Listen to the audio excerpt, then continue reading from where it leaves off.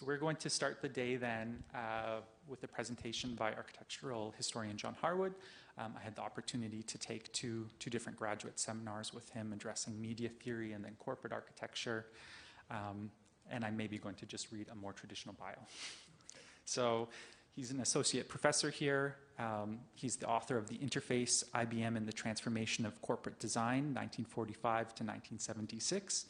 His articles and reviews have appeared in Grey Room, Journal of the Society of Architectural Historians, Design Issues, AA Files, Perspecta, Art Forum, Art in America, and Art Papers.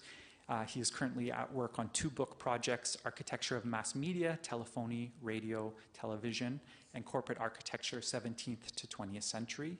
He's the founding member of the Architectural History Collaborative Aggregate, which publishes innovative, open, peer-reviewed scholarship on architecture and related subjects. He's taught architectural history and theory at Oberlin College, Princeton, Columbia, and a range of other places. So I guess join me in welcoming John Harwood.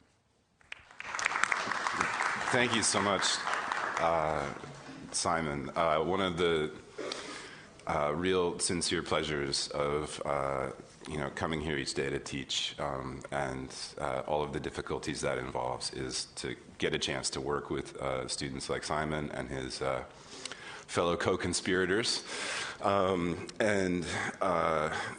I think that the work,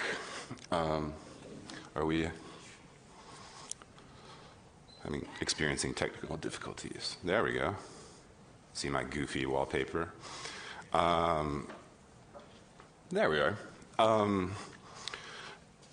So anyways, it's a real pleasure to work with students like Simon. I think the subject of the conference is a deeply serious one, and so that's why I have to say at the outset on a Saturday morning that I am going to be playing my heel role as a historian within a design institution, because I think it's our job in this context to worry. I'm also worrying myself, actually, about a much more mundane situation, which is that due to the logistics of a 2-academic household, the better half of which is involved in a serious project about combating climate change in the United States and is thus therefore on the road, that my 2 little children are outside and may burst in at any moment with a crisis. So I apologize for that. What I'd like to make as an argument today, really more of a plea, really, is to insist on a redefinition and a recommitment to the concept of medium as crucial to actually navigating the rapid series of changes to our environment, both natural and man-made, because our penchant for dividing things is what has gotten us into a very serious mess indeed. And I think that there is perhaps a weak, but nonetheless messianic power in thinking the world in terms of media, thinking the condition between you and me that sets up our relationship to one another. As Friedrich Kittler once stated in aphoristic fashion, media determine our situation. I think that's an important setup, but because it is placed within the subject-verb-object, the subject-predicate structure of a language like German or English, it is also something that fundamentally occludes our predicament or situation. You could translate Kittler's aphorism either way. And to remind ourselves that there are other theories of media which warn us, like Michel Serres' formulation of media theory as a parasitic phenomenon, that media are a kind of third thing that is excluded from a situation in which we only recognize 2 interlocutors, and that there is a kind of historical horizon to the particularly Enlightenment project of dividing the world objectively and subjectively into categories. So his wonderful statement statement in his essay on the ancient mystic and self-declared God, and the founder of the notion of the four elements, Empedocles. He says, Zeus's thunderbolt from the clouds nevertheless didn't triumph forever. There is an end to all things on earth, gods and men. But I want to begin what is probably sounding like an abstruse and theoretical preoccupation of an academic in an ivory tower with a much dumber and more basic observation. Drones are just one very recent piece of a much larger process of technical acceleration. The current disciplines of logistics are just the latest instantiations of a basic process that is, according to every Western philosopher from Aristotle to Kant and beyond, a very basic process of taking the ground and putting it up there into the air. The London fog is a particularly, romanticized one, Sherlock Holmes movies and all that kind of stuff, the coal smog. But this burrowing into the ground, this insistence on taking what is down there and putting it up there, is a central aspect of the definition of our discipline. And the related disciplines of architecture. We all too often forget that not only did we dwell in caves, but that, as Vitruvius tells us, architecture starts with a forest fire. The lightning strikes the tree. Matter is converted into energy, billowing smoke. From that, the savages that lived in the woods all alone gather around this fire. So there's a grouping together of that which was separate. And then there is a magical thing that is set in motion, which is that they begin to communicate. So from technics, the fire, we get language. From language, we get something we call society. From society, and Vitruvius makes a crucial intervention at this point in the retelling of a basic Prometheus myth. He says that we have this capacity for mimesis that allows us to produce something that we might call a dwelling, an architecture. That means, right, that architecture is absolutely central as a mode of cultural activity to this process of digging up what's in the ground and arranging it in counterintuitive ways up in the air. One can see, as I often emphasize in my introductory courses here at the Daniels, the wonder and strangeness that we have something like a ceiling, right? That it is held up there through an extraordinary amount of technical work and capital. So I think it's helpful in thinking through the question of media to return to a person that I regard as one of the great media theorists, Augustine, Saint Augustine to some people, who insisted throughout his homilies, his lectures on biblical texts, on a kind of basic conceptual gambit, which was the division of the world into heaven and earth, or from hell and heaven in some instances, in some passages of his text. This is quite extraordinary because every time Augustine does this, he also insists on collapsing that distinction by emphasizing that heaven and earth, this temporal realm and this permanent divine realm, the representational and the ideal realm, however you like to carve it up, is in fact an illusion, for we are all one in God. The division of these parts of the universe, right, are just verses. The ways that we technically understand ourselves, situate ourselves differentiate ourselves as individuals, identify ourselves as groups, and so on, is only a kind of temporary farce. It is a verse as opposed to a universe. And so he emphasizes over and over again, I think this is the clearest passage, that by constantly using words, words lose their value. We eventually exhaust our capacity to separate ourselves from the world.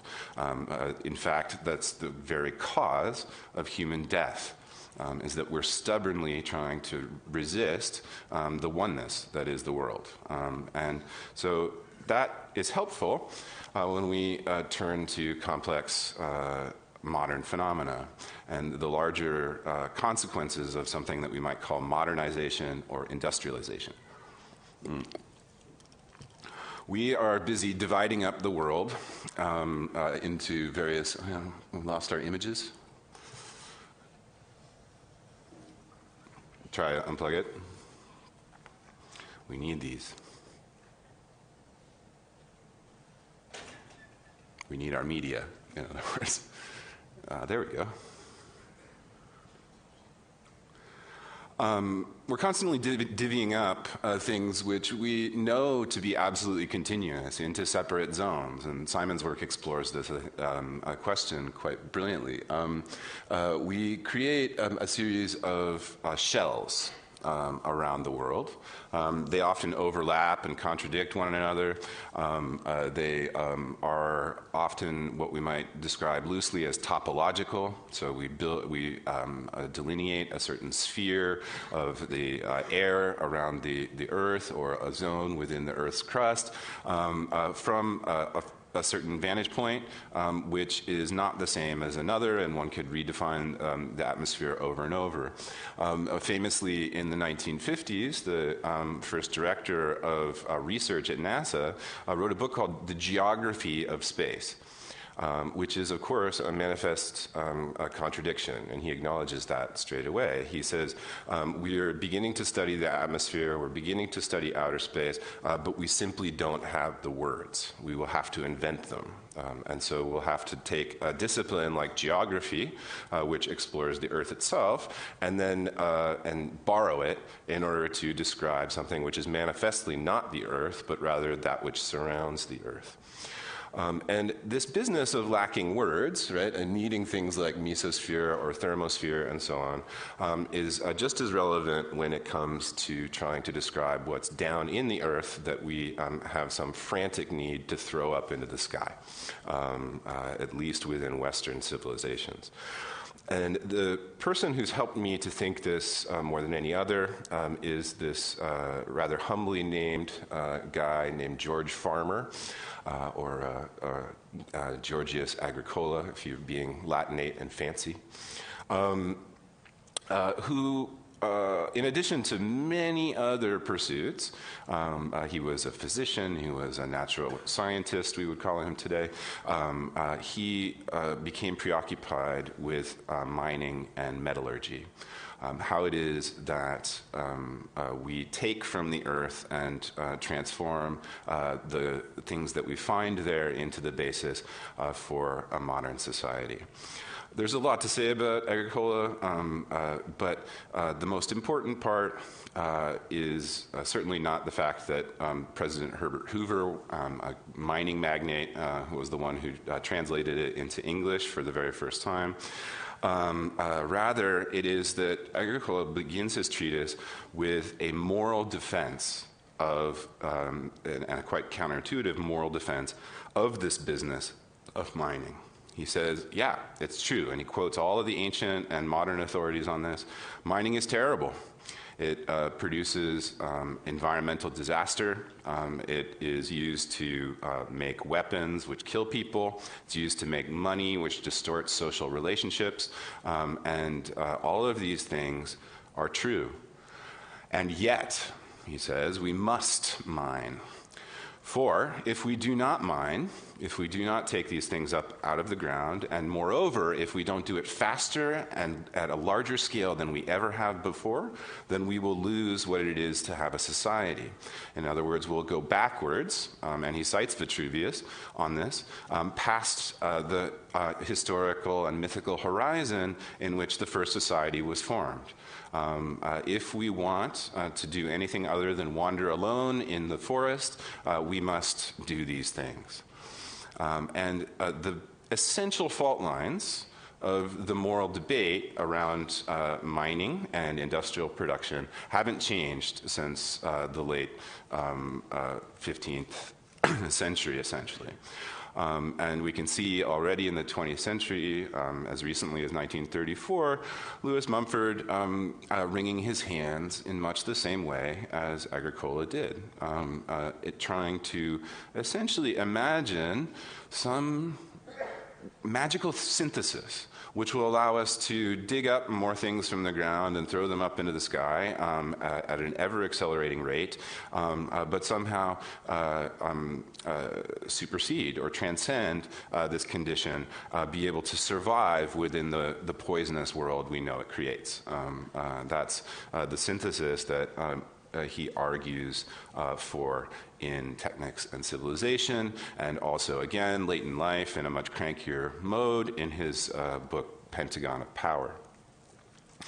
So the business of mining and all of the attendant infrastructures that come with it are all quite fully described already in the 16th century by Agricola. We get a very detailed diagrammatic approach, but we also get a chemical approach, an understanding of the world as constantly changing state, and that our job is to actually facilitate that changing of state. Sorry, making sure that the babysitter is going to arrive. That takes us to the site of the mine and to the most awkward part of my heel turn here at the outset of the conference. The wonder of drones, right? The things that might be possible as a result of having them. Hey, buddy, what's going on? I'm in the middle of a lecture. You want to sit on my lap? Can you be quiet? All right, thank you. Apologies, everyone, for this break in scholarly decorum. But to return to the question of the drone, there's all sorts of wonderful things that might be possible. But of course, there are all sorts of things that are necessary and that logistically underpin their creation and exploitation by people such as us, who are busy trying to figure out how and what they might mean for cities. So we have to actually acknowledge, just as we did in a land and sky acknowledgement at the beginning of this entire event, speak to the terror that is mining, the absolutely necessary exploitation, brutal exploitation of human labor in order to have these wondrous machines. You want to sit on that chair, buddy? Okay. A site like Potosi and understanding what went on there is very important. Literally millions of people lost their lives in the bowels of this mountain, stretching in a period of time from roughly 1500 to yesterday.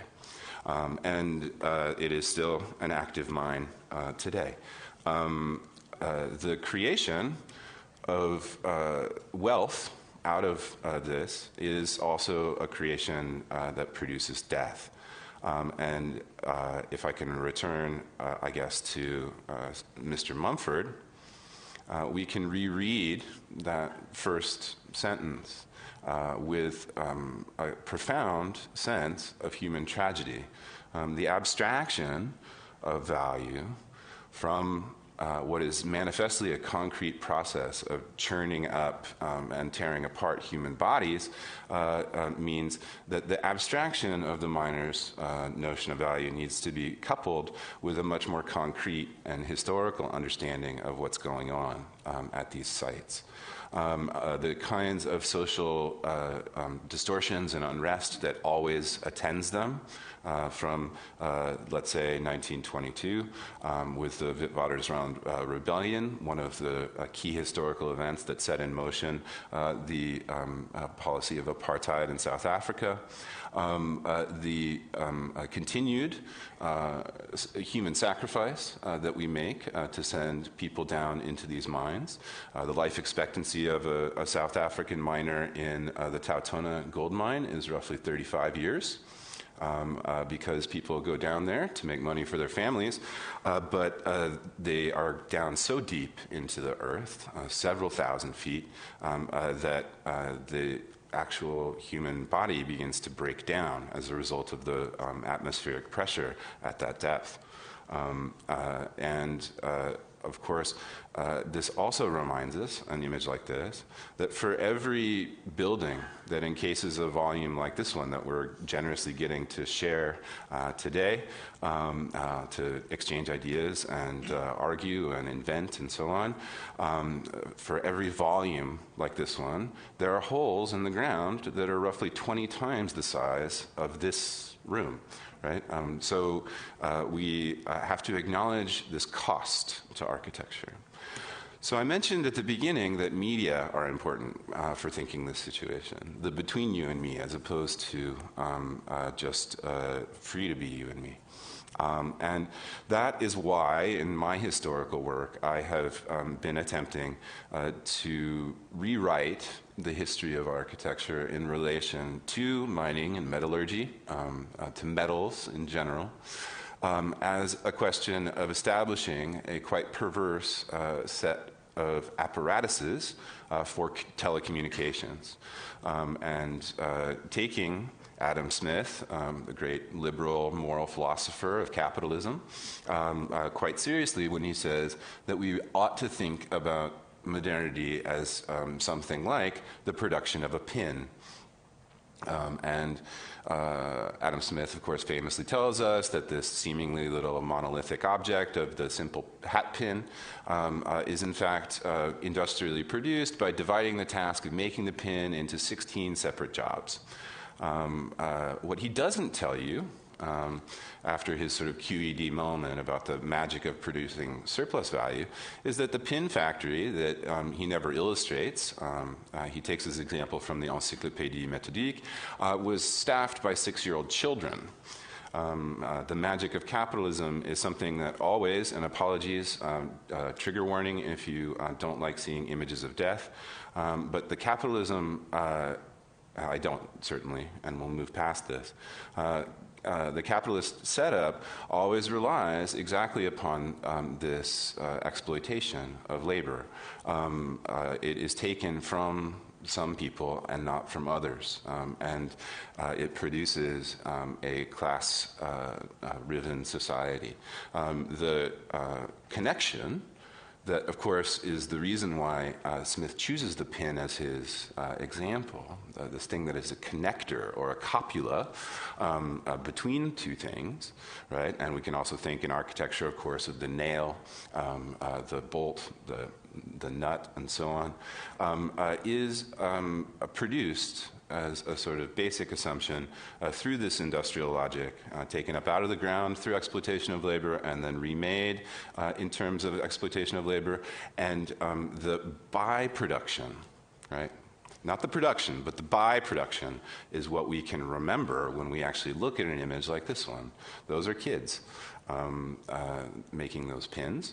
There is, if you look actually in the encyclopedia entry for épinglier, you will find the description of the amount of waste that is produced by making this tiny little object. The encyclopédie spells out that roughly 20 times the mass of the pin is wasted in the process of making and polishing the pin. So heroic exploitations that we see in modernism of aluminum, of glass, of steel, like here in the Alcoa headquarters, kind of monument to sort of war surplus in the center of Pittsburgh. is indeed wondrous, right? This building by Harrison and Abramovitz is a kind of tour de force, virtuosic exploitation of aluminum in every conceivable way possible, even using aluminum for the wiring of the electrical wiring of the building, which doesn't even make any sense. I mean, it's like not a good medium, as it were, to move electricity around. But this building comes from here. This is an aerial photograph of an enormous bauxite mine tailings. This is where the by-production from the hole in the ground where we get the bauxite is stored. Just last week in Brazil, two dams which hold tailings back burst open due to a lack of maintenance by their corporate owners, and destroyed several small towns, tens of thousands of people missing. So this wiring that we're always concerned to do, right, this magic of things like the internet, things like certain instantiations of it, like the giant logistics concern Amazon and so on, comes at a terrible expense. But this cost, what economists would call externalities, is not figured into the equation nearly often enough. And so one of the things that I'm addressing my historical research to is to recover these costs, and also to recover a sense of cognitive dissonance about this mediating of the world. We've gone through an extraordinary technical transformation within a few generations. I challenge my students with this point all the time. What happens if we actually remember that we have gone from a world in which almost all of our intercommunications between people happened through the air, in the spoken word? All right, and within the space of about 2 generations, went to a situation in which almost all that is said by human beings passes through solid-state media. We made a commitment to this. It's a commitment that involves sacrifice, that mediating our relationships through wires and chips and so on is the way to go. Against the evidence, really. All it took was looking around that fog of London in the middle of the 19th century to recognize perhaps this wasn't the wisest decision after all. So the invention of the telegraph is just one instance of a much larger process that we're living with the consequences of today. And it requires a kind of moral, ethical jujitsu in order to be okay with it. And that's why I love trying to explain these contradictions, not through an appeal to, I don't know, Marx's Capital or, the hand-wringing and anti-industrialism of somebody like John Ruskin, but rather through the much more thrilling and strange world of somebody like Jules Verne. Whose late work, in particular, stresses over and over again his acknowledgement of the eschatological consequences of industrialization. Even as he has a kind of admiration for the technical know-how, for the bloody means-ends rationality of the engineer, and celebrates it in his tales, like The Mysterious Island, he also concludes his stories with catastrophes. At the end of this story, spoiler alert, but it's been out since 1874, so if you haven't read it yet, it's your fault. At the end of this story, which is a kind of group Robinsonade, where these Union soldiers escape from a Confederate town where they've been imprisoned, only to be blown wildly off course by the largest storm in human history, to land on this mysterious island, which they name Lincoln Island. And they kind of slowly over the course of a couple of years, reconstruct a modern human society, starting with just a simple belt buckle and a couple lenses of glass. They are able to create mines and industrial society through the genius of their leader. But something happens that's quite strange at the end of the story, and that is that they finish erecting a telegraph which connects two disparate parts of the island where they're conducting their activities, but they receive a signal at both ends of the wire. It turns out that someone has attached a second wire to the middle of their wire and is sending them signals. This occurs to them that it might be yet another one of the strange instances in which they've received some inexplicable form of aid in their attempt to create this modern society on the island. And so they follow the wire, and the wire leads down into the volcanic mountain that forms the island. You can see it here, there. When they get down there, who's in there but Captain Nemo, who has been marooned there by taking his submarine into the very heart of the volcano and not being able to get out again. Hey, little man, is there an issue? What's going on? There was a little tiny spider. Oh my gosh, that's crazy. For real. All right. So Nemo has gone deep into the core of the Earth and cannot get out again. The tunnel collapses behind him. The submarine can no longer escape. And he is living out his last years deep in this volcano. And just before he gives our intrepid adventurers a giant, preposterously large pile of diamonds that he found in the heart of the mountain, and some works of art which he prizes for their chemical ingenuity rather than for their aesthetic beauty. He informs them that we have delved too deep in the world, and as a result, our world is coming to an end. And of course, in good science fiction form, the heroes escape just as the island blows itself to bits as a result of the interference of human beings in the very structure of the Earth. So why am I waxing on about this? Well, I think that there's a profound misunderstanding of our media. We talk all the time about something called wireless communication, that we're speaking across the airwaves to one another. We talk about Wi-Fi and so on.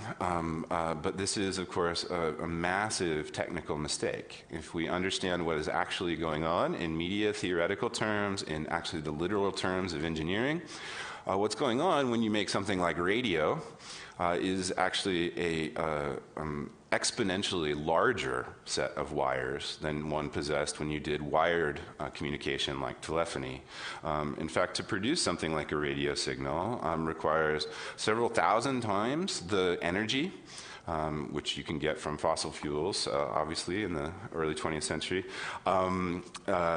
as telegraphy or telephony. It is an order of magnitude greater enterprise to produce this illusion of a world without wires. We're, as you know, design culture, constantly trying to hide wires away. We're embarrassed by wires. I think I understand now why that is. And the seemingly ineffable and abstract swirling of symbols on stock markets and so on, this money, which we say now is no longer based in metals, right? We don't have a gold standard anymore. There's just fiat currency. It's just electronics. It's just bits. It's little changes in voltaic states in a circuit board. It's in fact radically larger in scale. Money weighs more now than it ever has done. It is much more attached to the literal industrial production of metals than it ever has been before. The manipulations and exploitations of something like the stock market are accomplished through the use of material things mined from the center of the earth. This was the device that was used to, for several years, cheat on the stock market by slowing down opposing trading companies' signal so that one could get in just in time and make a purchase before competitors did, or make a sale before competitors did. It's a real 38-mile long loop of fiber optic cable of glass, right, which came from somewhere, giant sand mine. And so I guess what the attention to the medium offers us is an actual capacity to analyze these situations, to see them in a way as they really are, and yet acknowledge our incapacity, our constant unwillingness to confront the situation on moral terms. And so I don't mean to be a buzzkill. If anything, I actually am optimistic that thinking architecturally, thinking in terms of design, can address this accelerating phenomenon of switching the relative positions of earth and sky. So with that, I will silence myself. Thanks very much, and I'm looking forward to the rest of the day.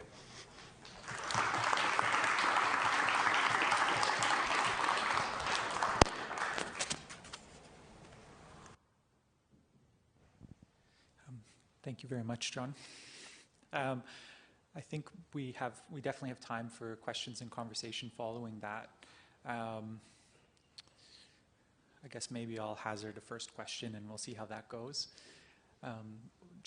During your presentation showing the images of mines and whatnot, I was reminded of some drone footage that Liam Young has of the lithium salt flats in both Bolivia and Chile. Yeah. And in looking at those and kind of looking at this, you're kind of engaging in a geology of media, I guess. So maybe I'll put that to one side. Mm-hmm.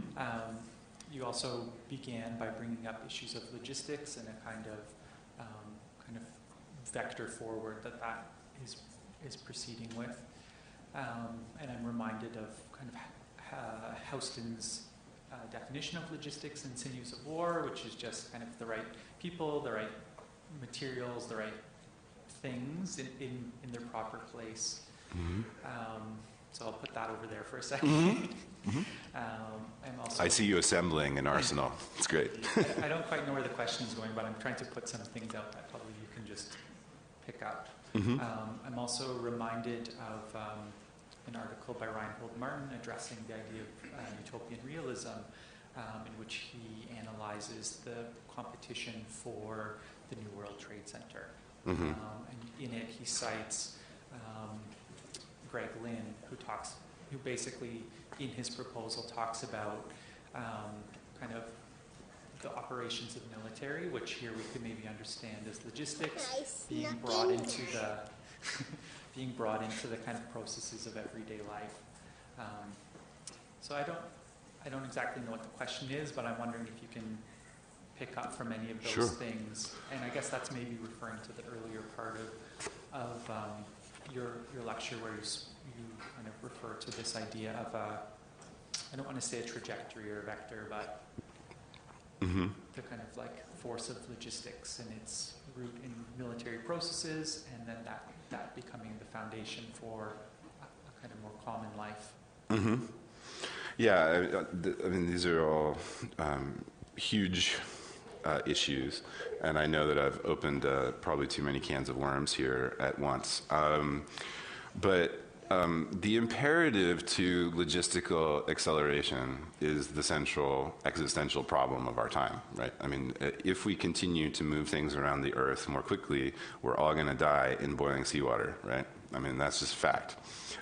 So the question then becomes, how is it possible to slow things down? And I think that the idea of deturning, right, the technologies that we have, the sort of most advanced logistical technologies in order to make the case for slowing the machine down, right? To build some kind of solidarity that acknowledges that if we keep taking things up out of the ground and sticking them up there, we're not going to make it. I guess it's helpful generationally, even if it's distracting intellectually, to have this little one here, because of course the world that he dwells in, right, as he comes to maturity, will be defined by the extent to which we actually confront that problem. What I see as an obstacle, though, to this problem is the way in which we represent what we do disingenuously, right? The mine is always out of view, right? Until a disaster like the one that happened in Brazil, disasters, I should say, that happened in Brazil recently, and then they vanish again from view. So one of the things that we have to, I think, work very hard at is to make the invisible visible. Right? We have to mediate logistics so that it can be seen rather than just imagined as something that's out there and just is happening. It's an abstraction. No, it's a material set of exchanges, even human gestures, right? You can go to the work that our esteemed colleague Jesse Le Cavalier has done and really describe in material ways what happens in a Walmart distribution center in a materialistic sense. And that has purchase. It does open one's eyes. It does change the meanings of words so that they don't get repeated and don't lose their value, as Augustine warned us of. I think that there are a lot of different ways to do that work. It doesn't only have to happen historically, right? By no means. In fact, histories are oftentimes too messy, too complex, too mythological to constitute a kind of powerful tool for changing people's minds and getting them to remediate their relationship to the world.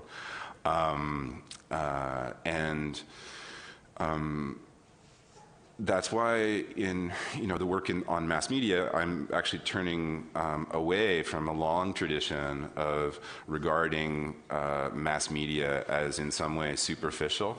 That it's just about screens and surfaces and mirages and so on.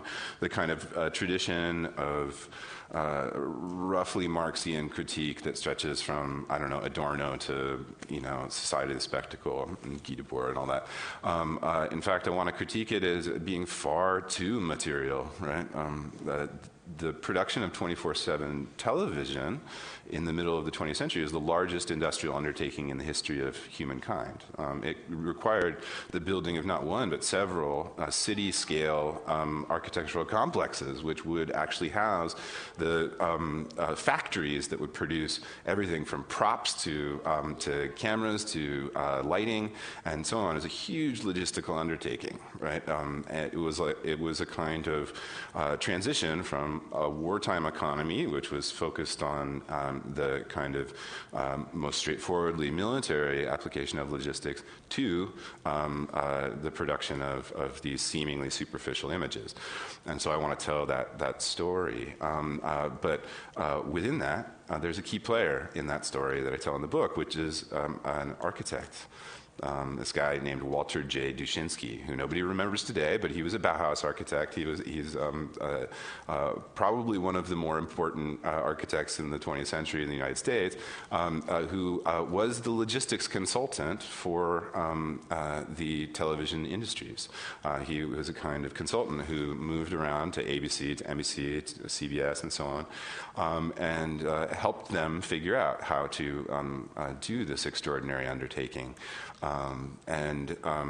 So there is, at this point in design, a capacity to in the history of design, a capacity to be a Dushinsky, basically to hit the gas on accelerating our logistics, or to be more of a Bartleby the Scrivener, right?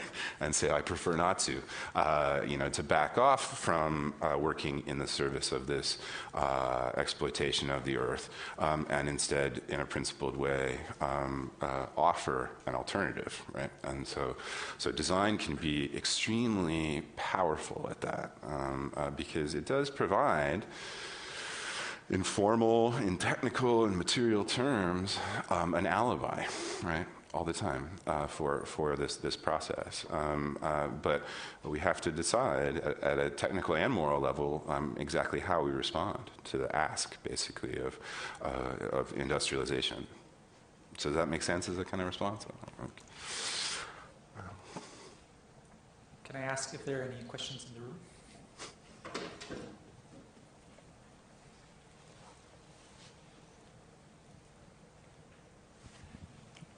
So it's not really a question, it's really a confirmation of what you're talking about. So you can take the mining production scenario that you talked about in 1530, actually take it back to the Greece of Athens in 486 BC. Absolutely, yeah. For the mining in Lorien, where they which was mined by slaves. Yes. To produce silver, which was used to build triremes for water. Yes. So that was a facilitation of an enabling of Athenian democracy through slavery. Absolutely. So take you into the present century and talk about the rare metals that are used in cell phones and the problem in the Congo. Mm-hmm. So as a historian, I look at, change over time. Like you're doing, and I don't see any, and I'm not optimistic as an environmental historian. But I'd like to confirm everything that you said there. There's a mining concession in Haiti, and I don't know if anybody knows who owns it. It's only one that's been granted in 50 years, and it's owned by Anthony Rodham, brother of Hillary Clinton. Yes, absolutely. Yeah, the Clinton-Haiti story is a dark and tangled one. But yes, thank you for that. And the longue durée history of mining is something that won't be in my purview as an architectural historian of the modern period, but there are extraordinary historians in your discipline who are working on this long durée history all the time, and what I'm hoping a work on mining in relation to modern architecture might achieve is hopefully to create some kind of to set a table, basically, for environmental historians, for architectural historians, for political historians, to actually get together around exploring this perpetual atrocity, basically. The amount of work that goes into concealing from view this fundamental industrial activity is, which, as you say, precedes capitalism by thousands of years, is extraordinary. I mean, the scale of kind of propaganda, right, that we produce in order to not see what we are actually doing to the earth is a big problem. Right? And we oftentimes use these questions like these terms of art in shorthand, like the media, right, as a way of identifying this disingenuous attitude that we have towards the world. But unless we have a serious understanding of media as such, we cannot actually combat that propaganda, right? And we have to have a more serious understanding in material terms of what's going on.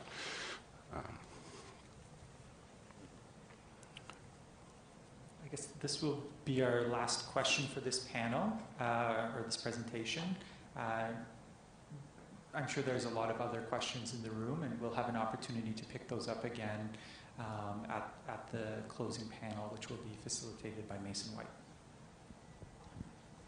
Thank you, John. Might I return to a couple of propositions within your paper? Okay. And beginning, in a way, first with Simon's recognition of the occupation of the lands by the people of Turtle Island.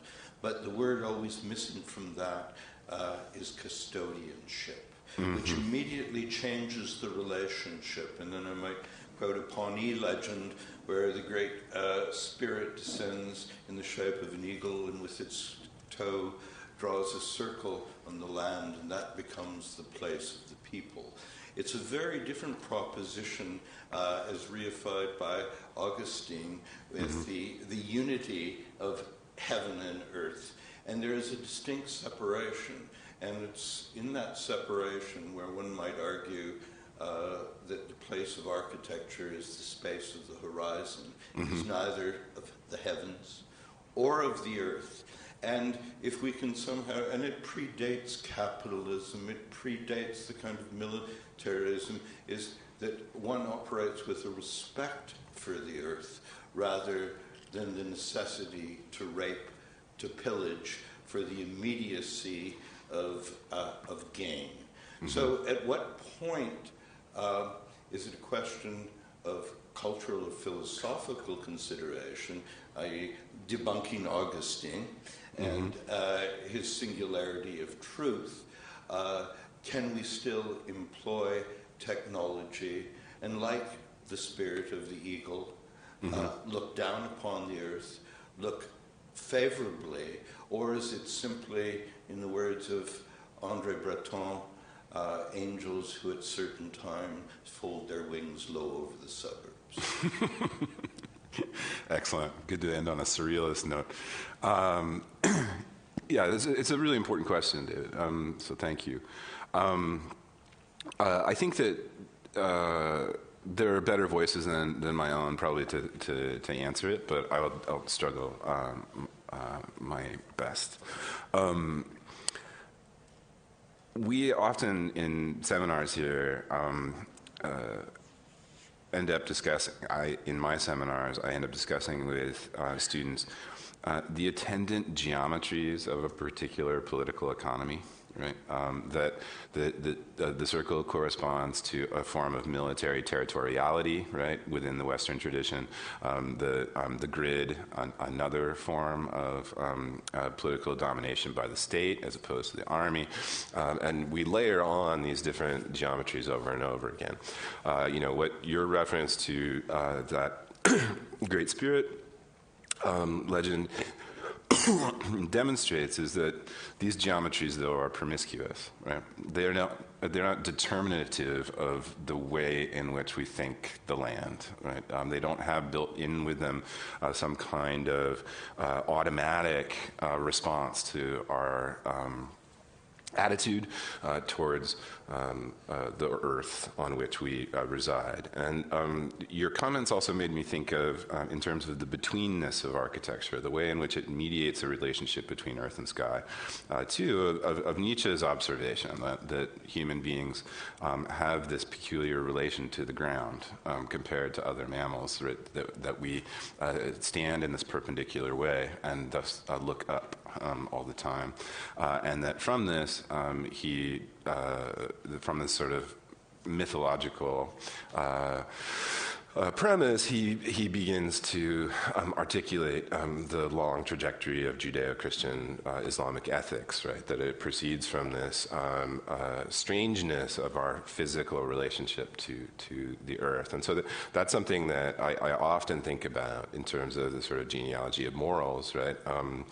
Is it possible to still walk around on 2 feet and yet live as though one had 4, right? And that's the kind of riddle that in Das Philosophenbuch Nietzsche poses. And in so doing, forestall this eschatological catastrophe that we're barreling towards faster than ever, even though we're all, of course, aware of it. So I don't know if that is a satisfactory answer. Maybe as a follow-up, Martha Graham, in fact, as a follow-up, Martha Graham, the choreographer, in fact, Sure. answers your question in that in the delicacy, the movement of the verticality of the dance, she reinforced the horizontal and realized that the energy came from the earth. Mm-hmm. Yeah, yeah. We talk a lot about in the introductory course in 181 here about gravity and how strange and wonderful a concept it is. Yeah, that's a lovely comment. Thank you for that. Yeah. Mm-hmm. Okay, maybe we can